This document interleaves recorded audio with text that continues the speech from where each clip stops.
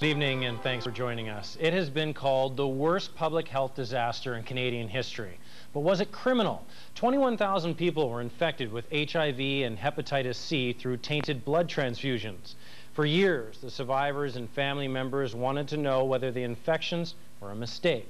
Today, an 18-month trial came to an end and many are angry with the outcome. Check News reporter Philip Campbell spoke with a Sauk woman who lost her father after he received tainted blood. She says justice has not been served. How could something so crucial to our body's survival end up being contaminated with HIV and hepatitis C? That's a question victims of Canada's tainted blood scandal are asking. Tell my children, please, what your responsibilities are to them when they do not have a father. They didn't. People were infected and people died. How that possibly could be considered reasonable behavior is beyond us. Today, an Ontario court acquitted 4 doctors, including former Red Cross director Roger Perreault, and a New Jersey company of criminal charges. Defense lawyer Eddie Greenspan says the judge did the right thing. The bottom line is that Canada was well served by the people who made these decisions, who did everything in their power to make the right decision, who acted upon the information they knew at the time.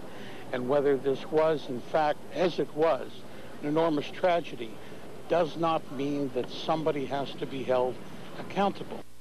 But Shawna Farmer says justice has not been served. Very, very disappointing and upsetting.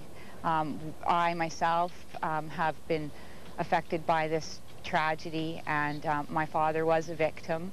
Her father got hepatitis C nearly 20 years ago after a blood transfusion during heart bypass surgery.